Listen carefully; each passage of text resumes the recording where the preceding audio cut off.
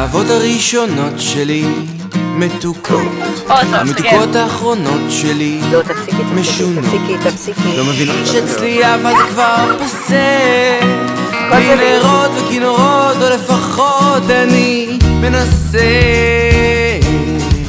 האחרונה לא חשובה אבל דוגמה טובה, מסכנה לא אשמה אלא מה התאהבה. אמרה אולי תבוא לפגוש את ההורים, אמרתי לה סליחה תזכירי לי רק איך קוראים לה. השנה החתונה ממש לא בתמונה, תקראי לי שוביניסט, תקראי לי בן זונה, לא מקפיץ אותך הביתה, כאן למטה בפינה יש תחנה.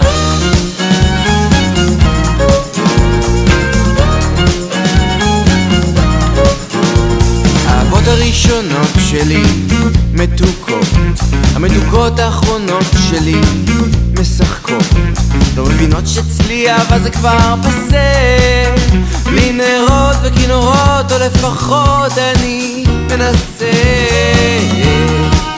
הייתה אחת מתחת, משגע, ממודר, מפוסל, כמו שרק אלוהים יודע, כל עומד ומתעניין ומתעודד לי בתחתונים.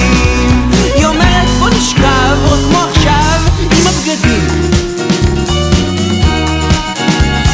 זה לא נתפס שלא נכנס, אם לא פותחים את המכנס, את לא קולטת, את זורקת לי את הדרדס. תגידי, איפה את חושבת? את יושבת על קרוסלה בקרקס.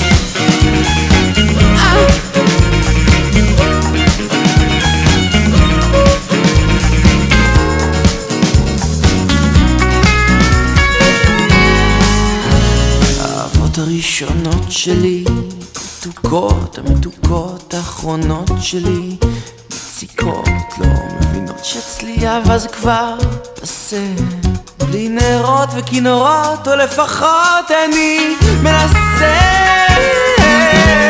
למשל הדס או הדר, נו עם שיער כזה קצר, לא שתקה לדקה, דיברה בלי הפסקה. יש כרטיסים לבלט רוסי, אתה צריך להתלבש, יש מנצ'סטר וליברפול, חי בערוץ 5. נו אז אתה יכול להקליט ולהביט כשנחזור, זה כדורגל לא אני אדוני, אתה צריך לבחור. קראו לה הדס או הדר, מוזר, אני לא מצליח לזכור.